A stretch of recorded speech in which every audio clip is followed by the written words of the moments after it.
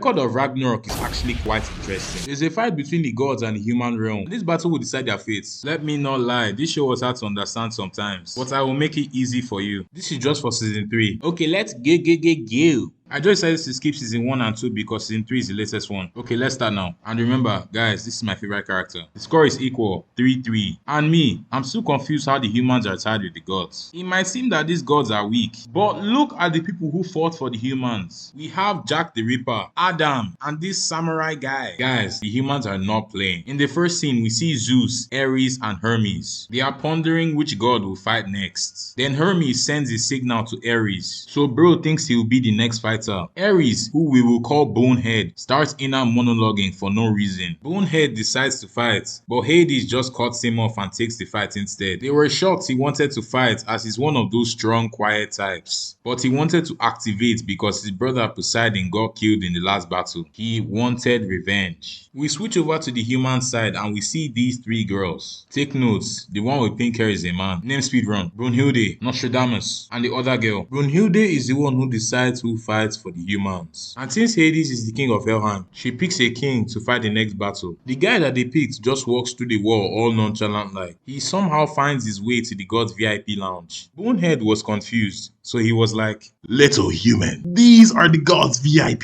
seats. You can watch with the other humans. Here, I'll take..." "Hey, my aura." This guy says that wherever he sits becomes his throne. Bonehead was pissed and goes in for his redemption, only for him to get tossed aside. Brunhilde comes to call this guy to fight, but he hops on the chair and starts multiplying his aura. This guy had his own method for entering the arena. We see multiple shadow figures running towards him. These are all former emperors of China, and they make a path for this guy to use. A red carpet, are you serious? This guy's aura levels are just elite. Please calm down. Apparently, he's known as the king of the beginning, King Shi Huang. But I'm just going to call him Mr. King. This random girl shows up, and she's pissed that Mr. King hadn't synced with her yet. For this to be fair, as the gods had godly weapons, the humans have to sync with these girls to get their weapons. By the way, these girls are Valkyries / demigods. Mr. King raises her up, steals her heart, then syncs with her. Now he has his fresh new armor. At the same time, Hades fuses Poseidon's broken trident with his own. The match finally begins. And you can tell that Hades is still pissed off about his brother's death. He gave a very large thrust that Mr. King dodged. Mr. King kept on dodging his attacks, but what managed to land a hit on him was the wind from Hades' attack. Hades thrust again, but Mr. King deflected his attack with some type of waves. This move is called Force of the Phoenix. He knocks Hades to the wall effortlessly with this move. Then bro starts aura forming on him. We get this backstory. Mr. King had to get permission from this demon god guy to become the king of China. The demon god guy was demanding a sacrifice of 10,000 of his people, and for him to bow before him. He calls the god disgusting and challenges him to a fight.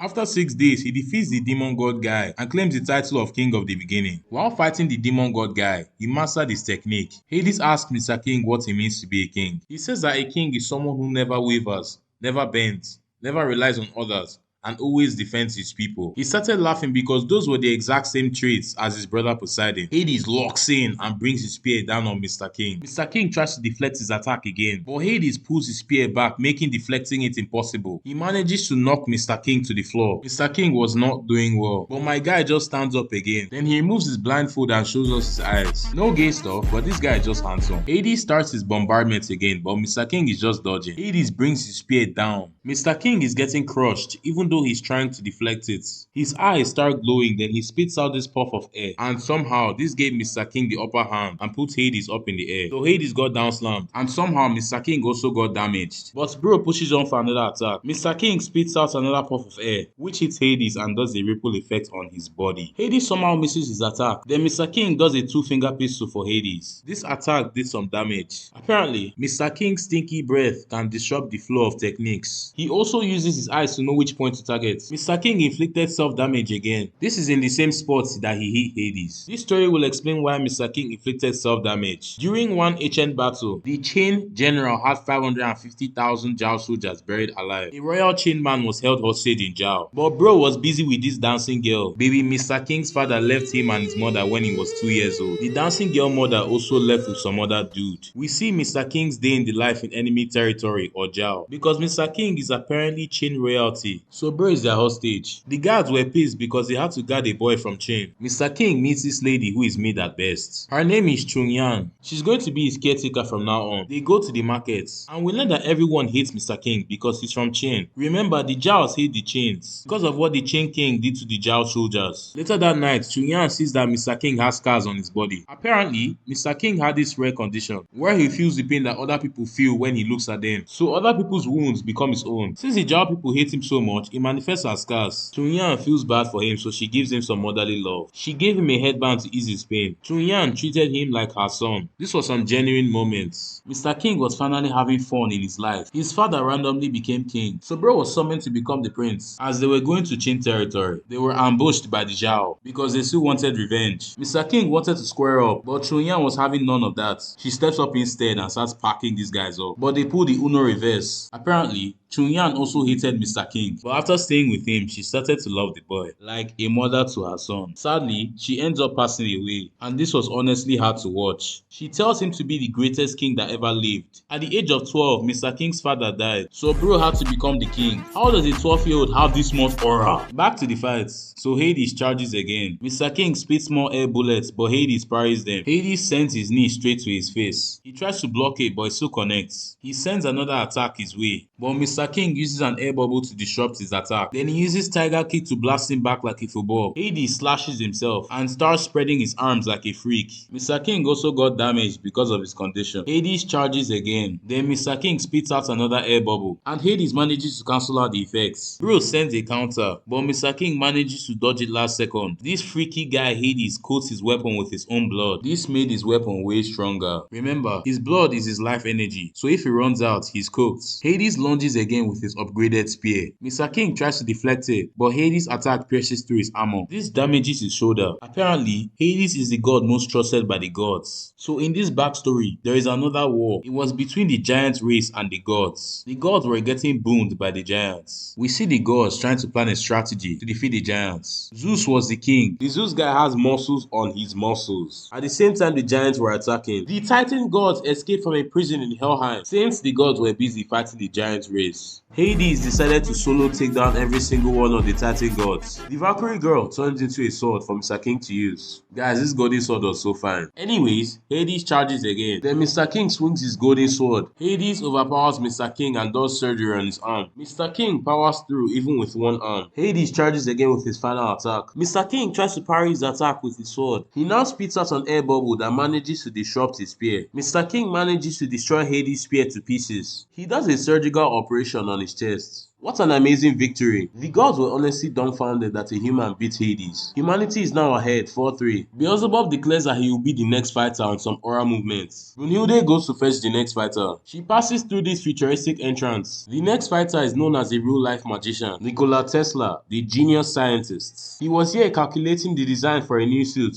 but Bro just needed this Valkyrie to materialize it. So him and this Valkyrie sync and Bro is now suited up. You can see Bro is fresh. We randomly cut to Beelzebub's backstory. So apparently, this guy was feared by all, as Bro is just built like that. Rumors are going around that he's dangerous or something. Apparently, he was caused by Satan and is a danger to people around him, so nobody ever talks to him. But these three normally start gisting with him, because they really don't care. You can see they're really funny guys. But Beelzebub is not feeling them at all, as he's one of those quiet types. They convinced him to hang out with them. Once he joined their friend group, these three dudes converted him. So the new and improved friend group were just chilling in the woods. The next morning, the three musketeers were sent to the afterlife. Beelzebub thinks that Satan boomed his friends, so he sets out on his revenge act to eliminate Satan. When Bro was in the library, he meets this girl named Lilith. She wanted to help him, as she also had a traumatic backstory involving Satan booming her best friend Lucifer. Remember, Lucifer was the yellow-haired guy in the Three Musketeers. Beelzebub and this girl start grinding to figure out the Satan mystery. My guy also does some raise levels. Guys, take notes. Bro was getting close with this girl, but after he closed his eyes, the unimaginable happened. When Beelzebub lost someone a lot, Satan mode activates. Her final words for him were to go on living, but Bro just wanted to boom himself. Beelzebub walks into the stadium all nonchalant like. These mechanic doors open and Nikola Tesla pops out. Tesla showcases his suit a little bit. The fight has begun, and the first thing that Tesla did was to examine Beelzebub. Tesla was talking about some hope call, but Beelzebub was tired of hearing him, so he gave him a taste of his abilities. The crowd thinks he used magic, but Tesla explains that it was just vibrations. Beelzebub charges in with his vibrating hand and slashes Tesla a bit, even though he dodged it.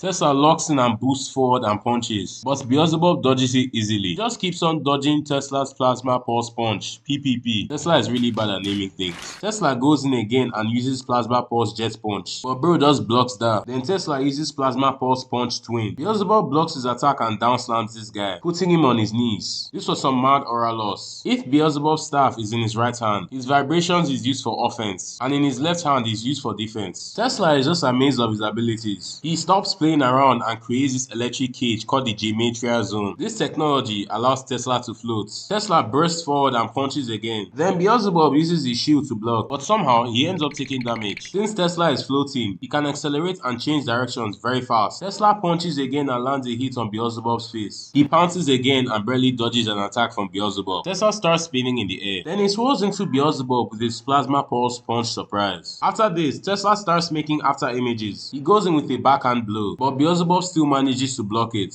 Tesla charges up and manages to somehow teleport behind Beelzebub. He lands a solid hit on Beelzebub and blasts the clothes off his body. These teleportations use up a Tesla coil, so he can only use it 2 more times. On a random note, Beelzebub has a really good physique. Beelzebub places both of his hands on his staff and just activates. He uses an attack called Chaos to swallow up the arena. Everybody feels the insane shockwaves from this attack. Shockingly, Tesla is still standing, but bro is on quarter HP. This attack has a massive drawback on Beelzebub. Apparently, Tesla sacrifices another Tesla coil to block Beelzebub's attack. We see Tesla's backstory. Tesla goes to his brother's lab that is also called Gematria Zone. His brother Dane was working on a windmill. Apparently, he was a genius guy. There was a storm, and while people were inside, Dane for some reason wanted to check on the windmill. Tesla goes to the windmill to check on him, but bro got zapped by lightning. Even his horse got fried. Dane's windmill finally got built, but it didn't even work. Tesla spent 6 years and managed to fix the windmill like a boss. Look at him looking cool. Tesla turns on his Gematria Zone again. Then he starts circling Beelzebub and launches a punch that was dodged by Beelzebub, followed by a counter. Beelzebub does a flurry of attacks. Tesla dodges like his Flash. Beelzebub uses a massive amount of offensive vibrations. This destroys Tesla's cage and does a number on Tesla. Tesla decides he's not going down like this. We see that his resolve lights a fire in the crowd. Tesla punches Beelzebub's shield, but Beelzebub was having none of that.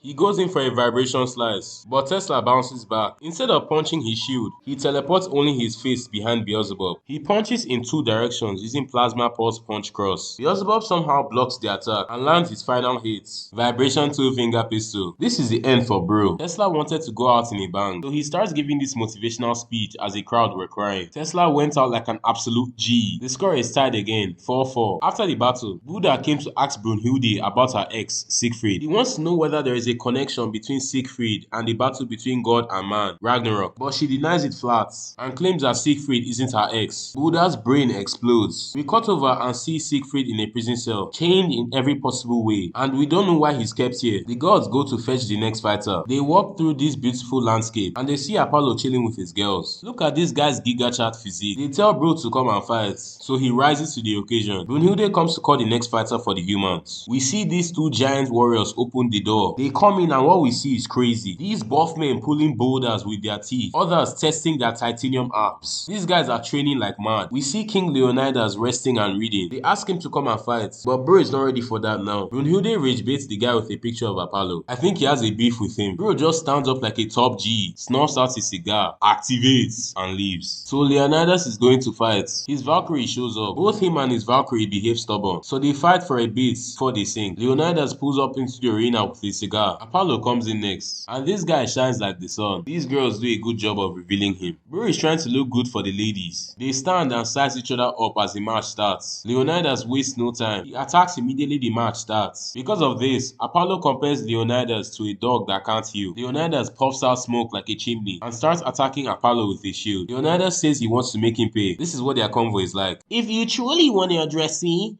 you must kneel. Got it?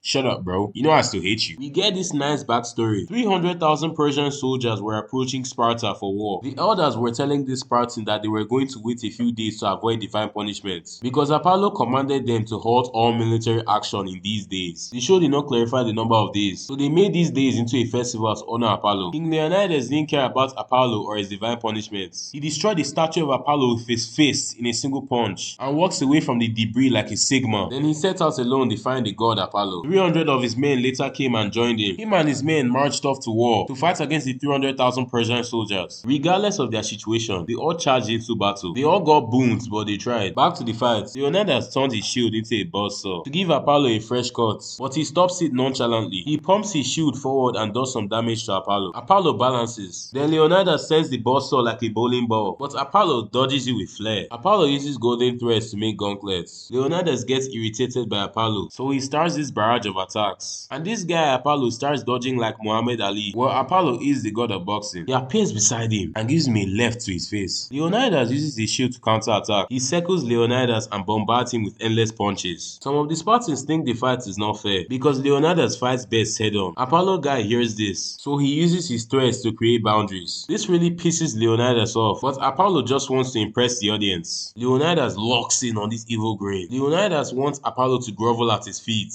He transforms his shield into this thing. Then they walk towards each other. Leonidas lays a down slam, but Apollo dodges it and lands a nasty blow to his kidneys. Leonidas wanted to attack, but Apollo tied his arms with his threads. Then he gave a light punch to his face. Then Leonidas pulls the Uno reverse and headbutts him. He smashes him into the floor. Then we see Apollo in a groveling position. Leonidas is just enjoying this. The Spartans are eating this up too. Apollo starts moving slowly. His face was designed, but Apollo won't give up. The gods in the crowd were pissed. They were angry that he gave himself a disadvantage and lost. This is what the yapping in the crowd is like. Yeah, isn't he weak? Chill. Negative aura.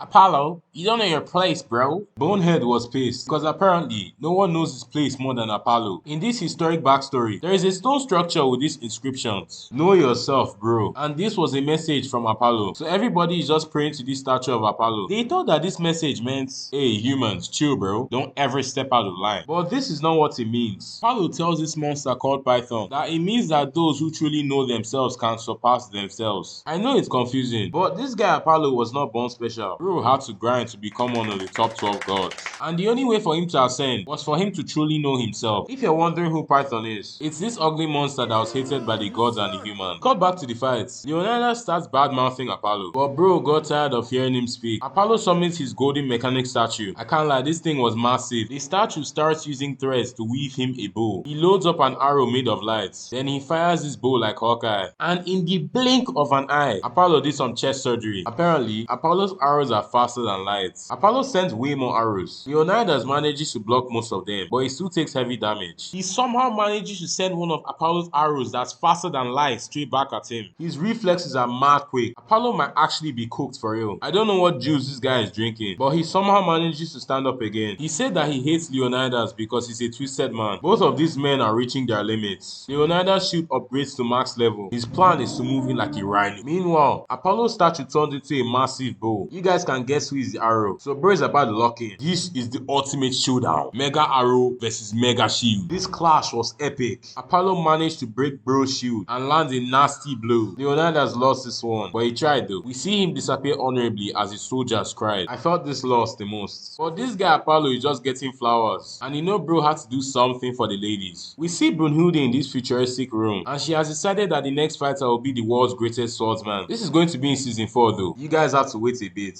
We cut over and see Buddha confronting Odin on some Sherlock Holmes timing. Apparently, Odin put Siegfried in prison on a terrible sentence because Siegfried stole Odin's sword and sent Odin's dragon to the afterlife. Buddha doesn't think his sentence is fair based on his crimes. So Buddha thinks something is fishy. We learn that Siegfried is actually Brunhilde's lover, not her ex. So she started the Ragnarok to save humanity and somehow save her lover, Siegfried. Buddha knows that Siegfried has some special role to play in all this, and he wants to find out why Odin is keeping him locked up for this long. Odin got pissed. He activates and manifests his spear like a boss. Buddha uses his eyes to dodge Odin's attack. He wanted to strike again, but Beelzebub came from the shadows on some ninja timing and parries his attack with his vibrations. When Beelzebub calms down, he reveals that Odin has his hands dipped into this scheme to revive the primordial gods. Everybody is shocked. Then this guy Odin starts doing this freaky smile. Guys, that's the end of season 3. If you like the video, make sure to leave a like and sub. Take care guys. Peace.